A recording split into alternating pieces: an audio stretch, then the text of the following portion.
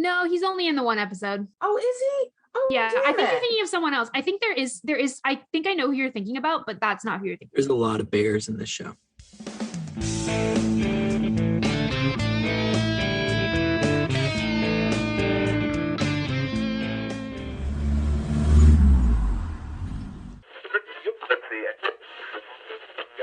Hello, and welcome to Saving People Queering Things, the supernatural podcast where we find out about Sam's teenage emo witch phase. Today we are pulling up to season 4 with episode 12, Criss Angel is a douchebag. I'm Abigail. My pronouns are they, them. I'm Noah. My pronouns are he, him. And I'm Elayna, and my pronouns are she, they. We're going to be your hosts today.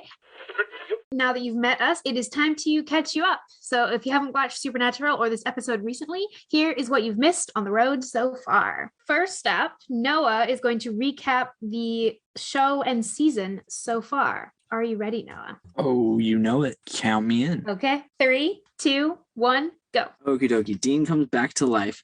Cass gives him a mission from God that he has to do something about Sam. They end up time traveling. Dean tells Sam that he tortured souls for years in hell. Sam tells Dean that he's been fucking Ruby. They meet a girl who can talk to angels, but turns out she is an angel, and Dean hooks up with her. Woo. Then they find a little haunted house and fight a ghost, but it's not a ghost. The end. Nice. Props here. Solid. Okay, Elayna, you're up for recapping today's episode. All right. Ready whenever. Okay. 3, 2, 1, go. Okay, so there's a bunch of old magicians who are being sad and crotchety, and they just wish that they were younger and more douchey, apparently, because if they were douchey, they would make money. But then Sam and Dean come to investigate because there are magicians that are dying because of like tricks that some guy named the Incredible Jay is doing. And then Dean may or may not be had by the chief, and there's questions about his sexuality, and Sam gets into some really dark shit with Ruby, and we don't know what it is yet, but oh my god, what the fuck, Sam? Get it together. Nice. That was beautiful. Was it? Okay. That was great. It was mortifying. You hit everything you needed to. Now it is time for us to pick some music to accompany us on our journey. So here is our mixtape editions for this week. Abigail, what do you got? I have a song called The Curse by Agnes Obel. Yeah, I went fully into the witch vibes of this episode. There's that kind of vibe for multiple characters. I'm specifically feeling this song for Sam's arc in this episode with him leaning into some of that. Whatever dark stuff he's into with Ruby, that's getting amped up. And this song is kind of that kind of vibe. Nice. Noah, what about you? I'm going to go with Celebrate the Reckless by Magic Giant. Kind of just a celebratory bop. Kind of feels like an old school jam, but with a new groove to it. It's sort of where Charlie was coming from in this episode. Nice. It's good. Yeah. Elayna, what about you? So my pick for this week is Who Wants to Live Forever by Queen.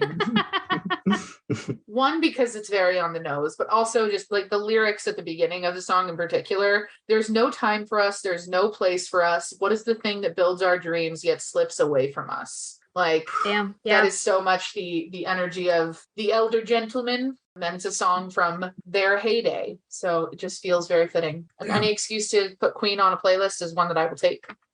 Yeah. Fair enough. Yeah. I'm also feeling the Halloweenish vibes of this mix a lot, which I think I talked about last week with my episode with Sam, but it's almost Halloween when we're recording this. So I'm just leaning into any songs that have that energy. I really love that. It's a good vibe. Good vibe to put out in December. Now, when you're listening to this and it's almost Christmas. Yeah, there's going to be one listener out there who listens on Valentine's Day and is going to be utterly baffled. Apologies. And to you, I say hello. But the vibes live forever, so it's okay. The vibes. So now that we've got our mixtape playing, let's get the show on the road with today's episode. Criss Angel is a douchebag through the theme of desire. Sorry, Criss Angel. It's just the title.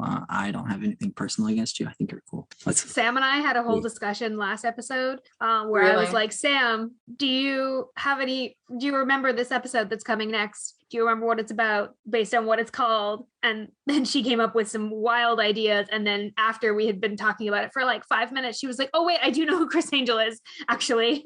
That's what that's a reference to after we looked it up. So it's a clever reference if you know it at all. Yeah, I used to be really into Criss Angel stuff, so I can confirm he is in fact a douchebag.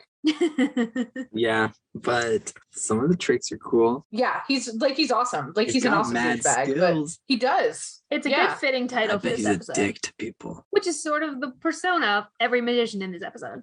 Yeah, well, I love it when Supernatural, I think it is at its best when it's parodying like real people, but like gives them it, and with this one they do go full on the nose and just use his name in there, which I've always wondered about, like the legality of that. Like, did they get in trouble for like defaming Criss Angel? I mean, he would have to sue them specifically because you can say whatever you. But does Criss Angel know that he's a douchebag to these writers? I bet someone notified him, like whenever it happened, someone on his press team Sure, came to him and was someone like, hey, so there's this TV show. And he was like, well, do they really think? And it's like, no, it's kind of satirical. They play around with magicians. It's kind of a joke. Yeah. Like, I'd love to know that Criss Angel is in fact cool with this episode, in which case he would be countering the title of the episode by being cool with it. But this episode was much better and much gayer than I remember. It's so gay. I love it. Yeah. This episode, similarly to the previous episode, I like had very little memory of until I started watching it. And then I was like, I can't believe that this is an episode I used to pass over. Like, this is such an interesting episode with a really specific aesthetic that I am like fascinated. Like, I like when Supernatural goes really niche. We have so many episodes that are about like monsters that are like otherworldly beings. This is an episode about like witches. And I like, we haven't had a ton of episodes about how witches work in this universe. And I think it's like super fascinating. Yeah. And I love, like, it was so funny when we were about to start recording. I was like, wait, what was our theme for this week? And it turns out the theme was desire. And there was just so much of that running throughout the episode, like the desires that these characters have, like the older guys have for like their heyday. Sam's desire to like make things better, but not knowing how to do that. Like it just, it really runs throughout. Yeah, the desires of different characters are very much pitted against each other to make this episode's story. Yeah. Because you've got the character of Jay who like very much just wants to get back to who he used to be, but he didn't want it like this, and I think that this is one of those like the episodes where the moral is like, be careful what you wish for, because like there's some dark way. Reminds me of freaking Once Upon a Time, where they always say magic comes with a price. Those are strings, Pinocchio. Yeah. So yeah, we're talking about desire. I think there's like several different, we can talk about the magicians in general. We can talk about Sam. We can talk about Dean. Where do we want to start with one of those and just like work our way through? Let's start with the magician group. I mean, so it's a pretty seemingly from the outside harmless group of old magicians who just trying to pursue their passion. And did anybody else get like big vibes of the two old guys from the Muppets from them when they're like sitting there and like critiquing the Criss Angel douchebag? Like that's all I could think. They're just like, what a douchebag. And I'm like, they're the old Muppet guys. I always forget their names. I think that's just their names, the old Muppet guys. Like Waldorf and something.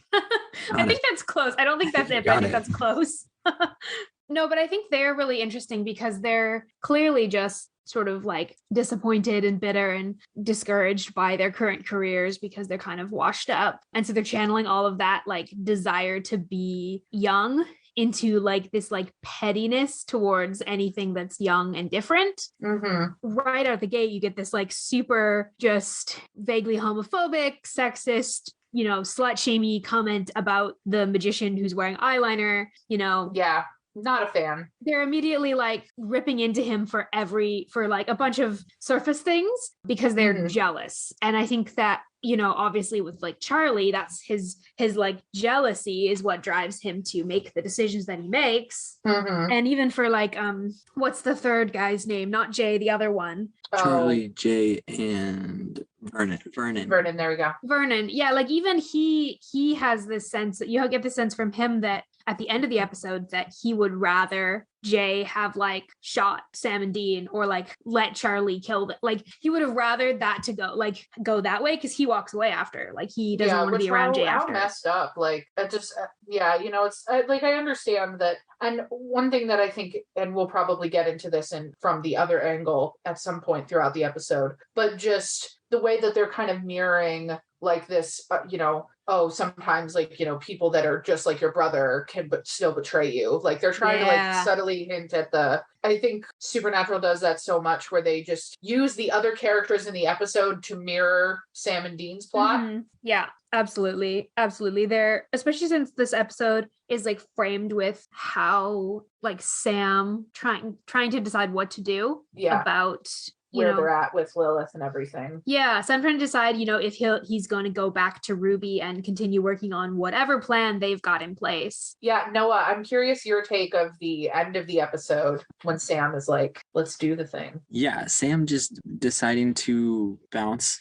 So he leaves Dean behind, right? Like he's just leaving in the middle of the night, saying he's going on a walk and going with Ruby. And because he's got to be motivated by Dean's desire to, Dean's inability to believe that there is something beyond the fight. Mm-hmm. And so if he can just end the fight, Dean will have to see there's something there. Yeah, there'll be a possibility. That's the turning point for him, is he realizes his desire for them to be able to grow old, not hunting, or just grow old, period, is enough to push him over the edge between like at the beginning of the episode when he's saying, no, I'm like not going, like, I'm not doing that. Like, I'm not going after Lilith. I'm not doing whatever I need to do to get there. That's off the table. And then by the end of the episode, he's like, yeah, no, I'm in. I'll do whatever I need to do. Mm-hmm. Yeah. On that with Sam, the scene with him and Ruby where he says, it's not the psychic thing I've got a problem with. And then she says, this would all be so much easier if you could admit to yourself that you like it. What do you think she's referring to? Noah, any ideas? He's got to like being powerful and getting the upper hand on demons and creatures that have taunted him for years of his job. But he's saying it's not about him being psychic. And I'm curious about if you had any thoughts that came from that. It's not necessarily psychic. I don't know. Maybe he's not specifying the psychic part. He likes the power and wherever that comes from. Right. Yeah. That makes sense. Yeah. I'm just asking your questions. I know stuff. So okay. We ask all questions with an agenda. Yeah. Because we're like, is he gonna guess it? Is he gonna do the thing? Is he gonna have the gift of prophecy today? Are we gonna get Psychic Noah in the chat? You never know. Yeah. It's happened a few times already. We can't tell you when, where, and how, but it has. Speaking of people entering the chat, I would like to talk about Witch Sam. Yes. Okay. Yeah. He definitely had an emo witch teen phase, which good for him. Yeah, he definitely explored that side of himself, and I love that. And good for him for being like, I was 13, like it was interesting, magic is kind of cool. Dean's like, yeah, that was real dumb, but I appreciate that Sam sticks up for it and is like, hey, I was a kid and like it was a phase. I have a theory that we don't see Sam's psychic powers until season 1. But I have a theory that like they were showing up in small ways, even when he was a child. Oh. And I wonder if like some of that desire to get it, like some of that magic stuff was fascinating him because there's some things about Sam that have always, he's had the demon blood since he was a baby. So like it would stand to reason that, I don't know. I like the idea that I hate to make Harry Potter references. I really do. But the idea that like, you have these weird things that happen around you and you can't explain them. Yeah. I like the idea of Sam before you even realize what's happening to you. Before it's fully been activated in Sam, there was already some weirdness and, the magic playing into that. Sam knows a lot about this shit. He does. He definitely had some sensitivity to that in general, because demons exist in a different dimension in some form, so their senses are heightened when you dull it down to a third dimension individual. But circling back real quick to the boys' discussion of how they can hunt to an old age or to a retirement of sorts. To like Bobby. Gotta say, Bobby being the example was beautiful. I was But like, I hate the like Dean's comment about it. Like, he's not exactly the poster child. Like, what are you talking about? Bobby's amazing. Bobby is the poster child. But I think like to Dean looks at Bobby and goes like, he's still trapped in this life. He's still risking his life all the time. Like he's like semi-retired in the sense that he does more research than hunts, but like Bobby has still put himself in danger many times. But that's really only because of the boys. If the boys were out of it, he would be out of it. That's probably true. Unless like, Pamela or... Would he be though? Because he wasn't out of it before they showed up. Like he was doing his own thing, presumably. Yeah, but I mean, I think after everything that happened with, I guess, no. Well, let's say if the boys at this point got out, he would get out. He'd be like, you know what, maybe I've seen too much. Well, and I think about people like Rufus, who like also doesn't appear to be hunting anymore, but is a resource for hunters. But I think, Dean kind of identifies that he's like, even if that's the case, like they're not like happy people. They're people whose lives are still like marked by the tragedy and trauma they've seen. They're not out, even if they aren't hunting. Yeah, that's a very good point. True. Because he doesn't like assume that it always ends bloody. He says it ends bloody or sad. That's well, because it's not exactly like when he says, Bobby's not a poster child, like whether Bobby's in the life or not, he's not exactly a content person. No. Or like a person who's able to like participate in normal society. Yeah. He's every hunter that they know, even if they live to old age, lives on the bitter fringes of the real world because they've kind of like seen too much to get away with that. I was surprised, like I haven't seen this episode in a while, and I was actually surprised to see Sam's optimism here because I feel like Sam's optimism has been gone for a long time. So to see Sam like being like, no, we can hold on to hope for a future where we get out of hunting. It was so great to see. Super reassuring because we haven't seen that in a hot minute. Yeah, we've seen a lot of dark Sam since season 3, and this was not that. This was him trying to be like, there are options. It was a sweet moment of hope for him, which hurts kind of even more once you get to the end of the episode and that he's about to go do something that he feels compromised by, but that he feels he has to do to win this fight. And to save Dean. I think, he recognizes Dean's not going to try and save himself, which is kind of coming from like Dean in the last episode admitting what happened in hell. Dean in this episode being like, it's going to end bloody or sad. Sam's like, okay, you're not going to save yourself. Like you got pulled out of hell, but you are now like determined. More sad than you were before hell. Yeah. If that's possible. Yeah. I think he's just like, it's such a shame to see that like Sam can never stop worrying about Dean because Dean's always just kind of like, yep, it sucks. Don't really care what happens to me. Like it's terrible to have to watch someone that you care about not care about themselves. And I think in this episode too, like what Dean says is, he says, I hope I die before I get old. And what he's been doing is he's been looking at these magicians who like used to be good at what they do. And now they're old and sad and resorting to like, petty bitterness and or murder. And he's like, I don't want to become that. I'd rather just die when I'm young. Like he's not a lot of examples of that. Of like, like we said, he doesn't have examples of like happy hunters. Yeah, damn. Sweet baby. I just want to give him hugs. But you know who also wants to give Dean hugs this episode? I don't know if hugs is the right thing he wants to give him. A big old bear hug. I was trying to do a terrible segue. So I mean, it was a good segue. It was a phenomenal segue. Oh, you guys are too kind. You were really gonna get it tonight, big boy. Yeah. Just wow. Just wow. The fact that these men looked, I mean, yes, they're trying to just mostly get rid of Dean. They're just trying to get him to stop asking them questions. But how do they know the chief? They are so familiar. They're so very familiar. First of all, Bleecker Street, reference to Doctor Strange. That's the street he lives on in the comics and in the movies.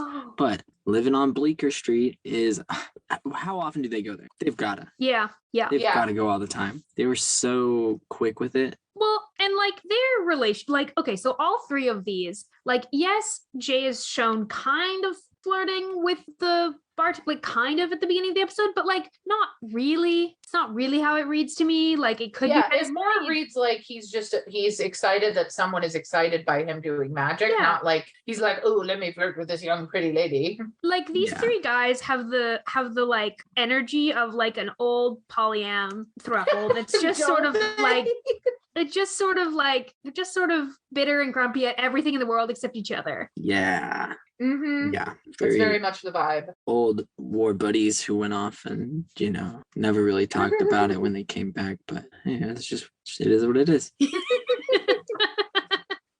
That was excellent, Noah. I have no notes. The fact that they look at Dean and they go, "We're gonna send you to the chief," as a joke. Well, they knew.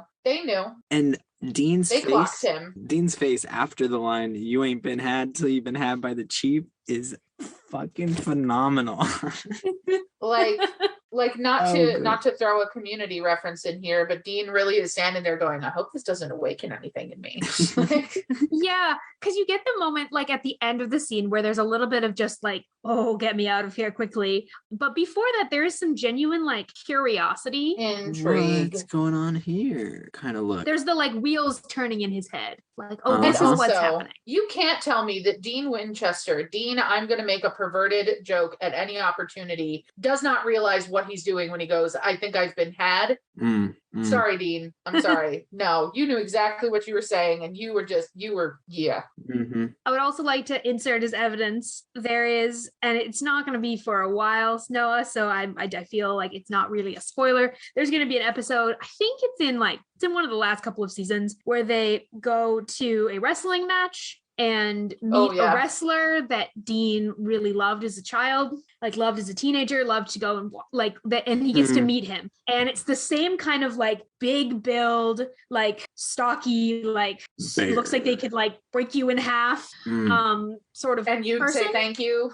Yeah, and that's the energy that the energy of that wrestler is the same energy that the chief has. Yes. And that I just think is, and there's very much in that. And in that episode, because it's so much later, Dean has a much more of an openness to showing that he's really excited and like attracted to this person. Whereas like here, I think there's, he's younger, he's more insecure, he's more closeted. Yeah. And this is a super vague spoiler. So I think I can say it and it won't ruin anything. But the actor that plays the chief does come back in another role, like in another minor role, like seasons later. And it's also in an episode with a gay thing. Okay. I need to look this up because I've forgotten that. I'm pretty sure. Wait, am I right? Now I'm questioning. Am I right? No, you're probably right. I'm looking it up. No, he's only in the one episode. Oh, is he? Yeah, Oh, I think you're damn thinking it. of someone else. I think there is, I think I know who you're thinking about, but that's There's a not lot who of bears in this show. Okay, yeah. Yeah, is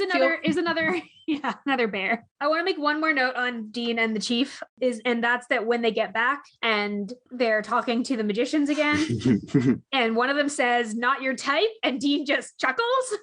And that's all I'd like to say on that. Yeah, Is that he seems to have gotten over any uncomfortableness that he had there. And it's, he's having a little inside joke with himself because this is absolutely his type. Very much so. Like we said, Dean likes bears. He likes powerful bears. Mm-hmm. Mm-hmm. And Cass is real old and Listen, powerful. So I don't want to speak for everyone, but I'll at least speak for myself. I'm a Dean is a bottom truther, so power bottom. Power bottom. That's right. I think Dean likes to get ordered around a little bit. Yeah. I think he has to make so many decisions in his regular life that being in a position where he can trust someone else to make decisions for him. Yeah. And I mean, the chief, we don't know what happened after that moment. We don't know what happened after that moment. They jump cut to a while later. Yeah. So yeah, anything could have happened. I think we know what happened. I think we know it. I think we know at least some of it. We had another psych actor this episode. Oh, did we? Who's Michael Weston, young Charlie. He was in Psych, he was in Scrubs, he was in The Office, he was in a bunch of different things. He's got skills, but I 10 of sorts. Saw him pop up and I know that guy, love him, powerful. He was so young. Mm-hmm, He did pretty great as a creepy monologuing immortal. Yeah, which they don't really explain how that all works. So yeah, we're going to move into going meta section, which is where we are talking lore, representation, any behind the scenes trivia we've found about this episode, and anything else that we haven't already talked about. First off, our rep check. We don't pass the Bechdel test again because that doesn't happen. One fairly inconsequential woman who I honestly, until a long way into the episode, because again, I forgot the plot of this episode, I was like, is she the one that's been doing the killing? I couldn't Yeah. remember. And then I was like, oh no, she's literally just plot decoration. Like she's just has it doesn't, like if she's not there, literally nothing changes. Disappointing. Where's the female witches? Come on. Want a female witch. Seasons later, that's where. Bella died. Yeah, exactly. We've lost our only female witch. Disappointing. Well, not entirely. Ruby was a witch. That's true, but Ruby was a witch and is now a demon. That's true. No. She doesn't really do witchy stuff anymore. No. She's moved away from that. We had an interesting peek at relationship dynamics with the chief, but we've already gone over that before. And we've discussed at length the old man thruple. Yes. Very true. Yes. Very true. Yes. Great relationship dynamics there. No power position problems at all. Other than, the whole like murder thing. Yeah, that old chestnut. Hey, nobody's perfect. Yeah.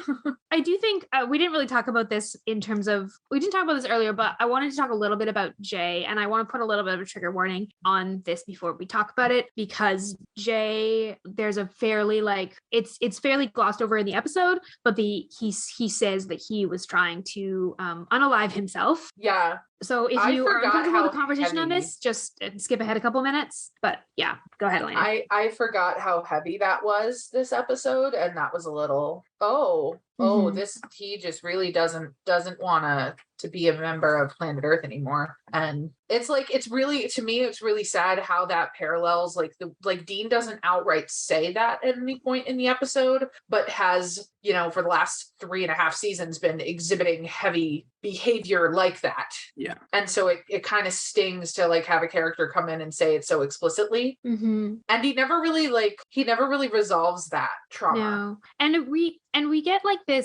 there's this cultural thing in Western culture that really devalues the elderly once they're not young and flashy and sexy and interesting, quote unquote interesting. And, so much of what Jay talks about is how he just doesn't want to be there anymore. And I think it's because he just feels invisible. He feels like nobody sees him, nobody cares about him, nobody values him anymore. And without that, he doesn't see anything to be alive for. And in the context of this episode, it's, there's all this magic stuff happening, but that's a very real, I think, experience of a lot of people when they get older, because of the way our culture devalues older people. Mm-hmm. And that's why we need community. That's why we need a shift to actually honor those who have, because these are old magicians. They have a wealth of experience and stories, and they still have so much value they can bring. And they're valuable because they are people and elders, and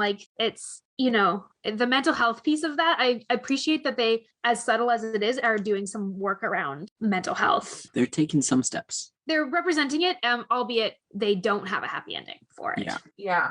Well, because I think the most gut-wrenching part of it, and I think it's played well, the actor that plays Jay in the episode, I think, does a good job phenomenal. of it. He's phenomenal. Yeah, but it's specifically the moment when Vance ruins the trick and she says to him, just leave the old guy alone. That, I think, is the line that hurts him the most, because he's like, damn, I thought you were actually interested and invested and saw. It's this moment where he's like, I thought you saw my value, but you were actually just feeling bad for me. You're just pitying me. And that feels way worse to him. And that's really when he's like, you know what, screw it. I'm gonna do the trick because I don't care, because nobody seems to care that I'm here. So why should I care? And that's really sad to watch. Yeah.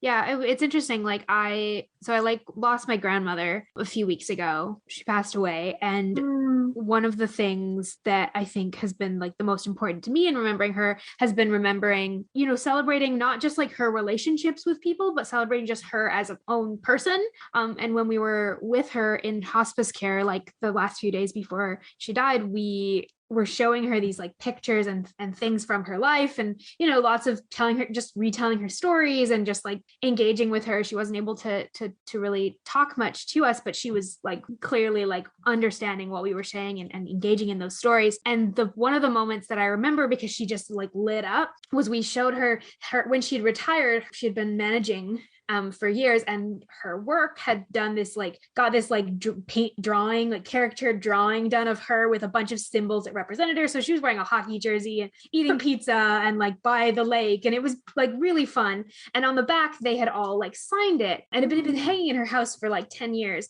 And so we took it down and brought it to hospice and showed her, and we read out some of the notes on the back, and they were all just identifying just her as a person. They were not about her as a grandmother or a mother or a sister, but her just as this funny, engaging person that cared about the people around her, and that was messy and human and didn't do things perfectly, but was really funny and full of life. And I think I don't really have a point to that story, but just to I think that's been helpful for me, and just recognizing I'm when people get older, sometimes they go back to the same stories a million times. They are constantly talking about the old days, or reliving the things that were important to them when they were younger. But that is beautiful and valuable and deserves to be celebrated. And if these three magicians had people in their lives who had seen them, maybe they wouldn't have resorted to murder. Maybe they would have actually been able to enjoy being the elders in their community in a way that it was really tragic not to see. So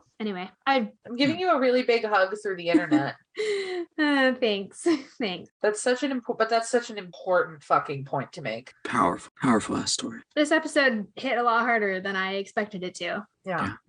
Mad props to the actor. Also, yes, Jay's actor I was floored by. Also a psych actor. Sorry. Oh my God, they're all psych actors, aren't they? Yeah, everybody. I feel like Vance was too. Let me check. Honestly, the crossover of these sort of paranormal-esque shows in the 2000s.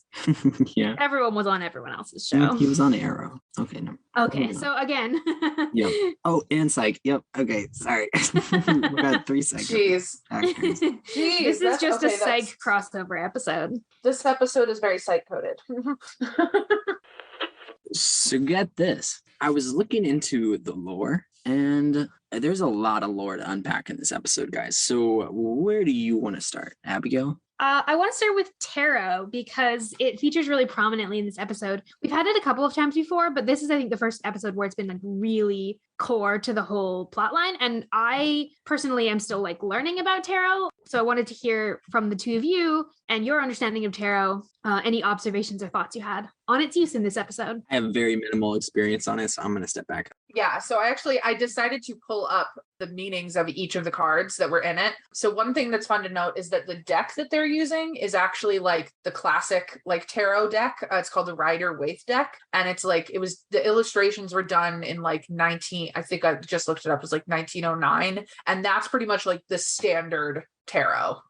If you're just getting interested and started with it, they usually recommend you should start with this deck because it's the go-to. But the cards that they get were really interesting. So there's the 10 of Swords, the Hanged Man, and the Magician are the 3 cards that make an appearance. And what's interesting to me is that 2 of them are from the major arcana, which is basically each deck kind of has it's split where you've got the major, the arcana cards, which are kind of huge life moment cards. And then you have the suits, which are the smaller kind of more everyday ones. And that first one, the 10 of Swords, is one of those. But the 10 of Swords, which is the card that kills Vance, the meaning for it is painful endings, deep wounds, betrayal, loss, and crisis. Ooh. Which literally, if you look at the art on that card, that is actually it depicts someone literally being stabbed by 10 swords. So I thought that was kind of a nice touch that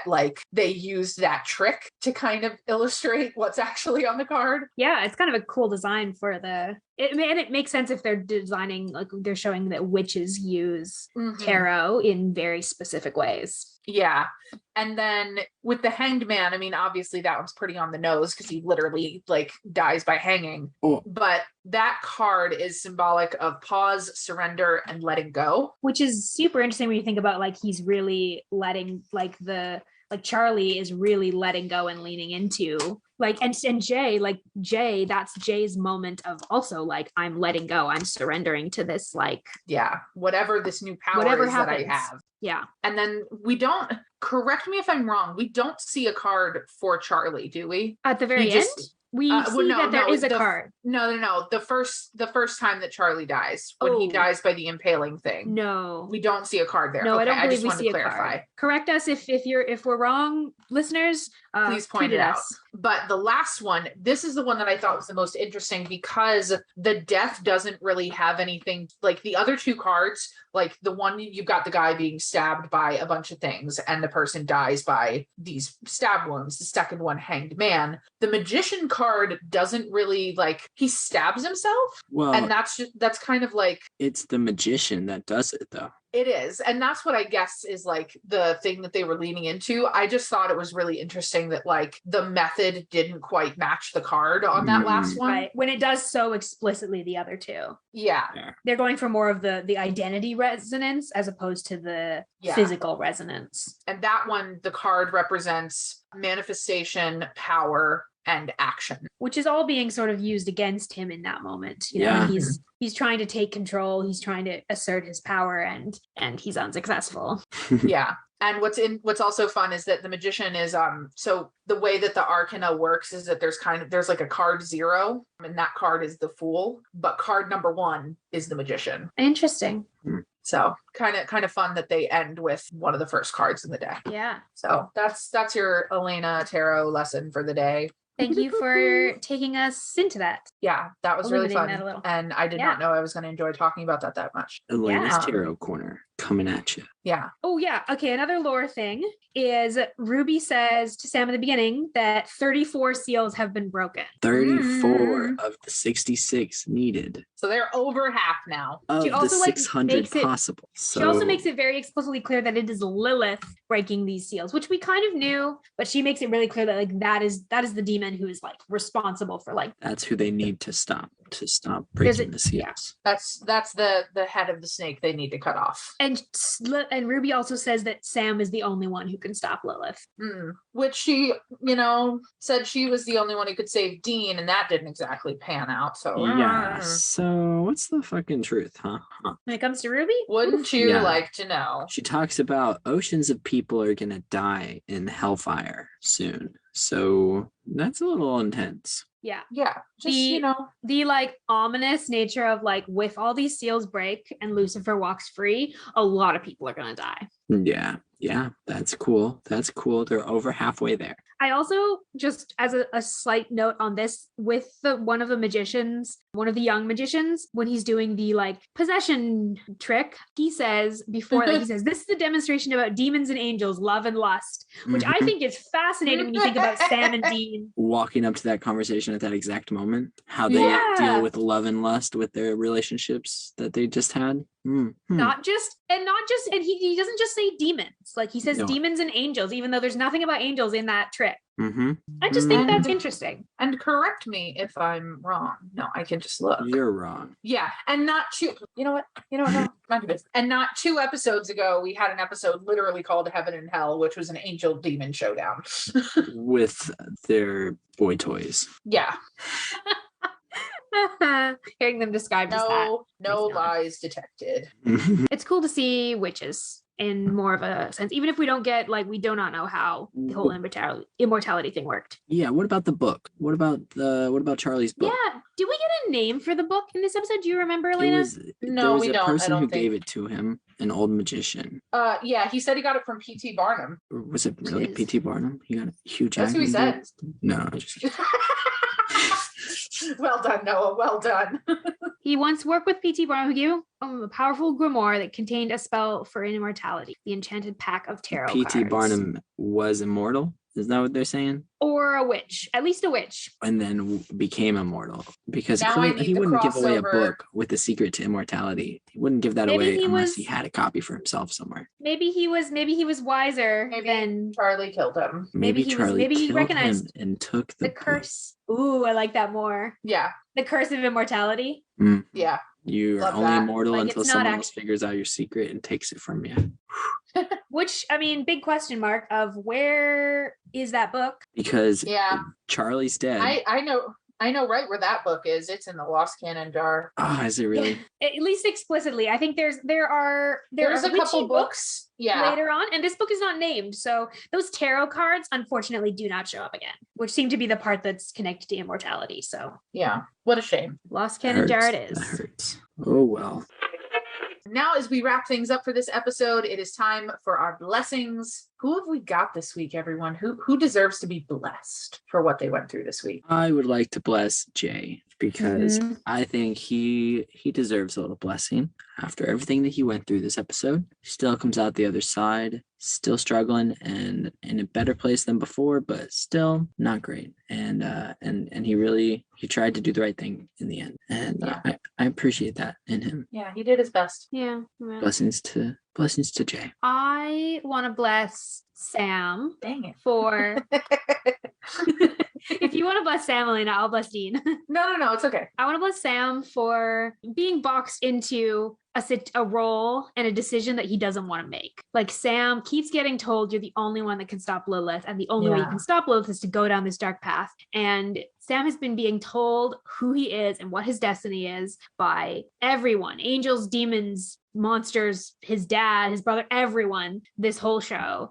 And, you get tired of resisting. And he's tired of resisting. He's like, well, they're all saying if I go this way, maybe I can actually make a difference. Even though he doesn't want to, he's going this way. And, there's a moment with Ruby and Sam that I wanted to talk about that I forgot to talk about, where she says this would be easier if you could admit to yourself that you like it. Yeah, you briefly mentioned it. I think that's really interesting because, again, someone is telling Sam what he likes, what he wants. His agency is being tampered with again. And I want to bless him for, the struggle that is. Yeah, that's really good. As often occurs, I would like to bless Dean.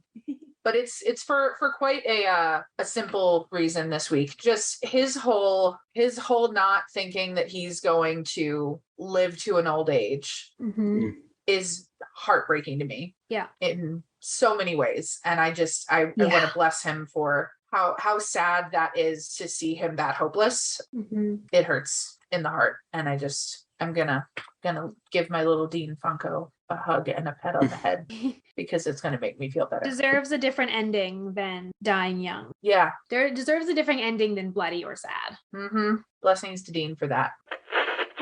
Well, on that note, that is bringing us to the end of our episode. So if you are not already subscribed, you can subscribe to Saving People Queering Things wherever you listen to your podcasts. You can find links to our social media and join our Discord server through our website, queeringthingspodcast.com. If you are interested in listening to Elayna and I, along with our friends Beth and KJ, talk about the Winchesters every week, you can also follow Wayward Parents, our supernatural prequel podcast, wherever you get your podcasts. Be sure to ride along with us next week as we discuss episode 13, After School Special, through the theme of neglect, which is going to be a fun special episode because it's basically a Browse family reunion. We have some special guests who happen to be related to your boy, Noah. So excited to have back to the episode. I don't know. You said your boy, and so I tried to live up to that. I'm sorry. Bless your heart. Yes, come back next week to hear Theo and Noah talk about some kid Winchesters. Yeah, it's gonna be such a good episode. It's gonna be great. Thank you all so very much for coming along for the ride, and we wish you a peaceful road until we meet again.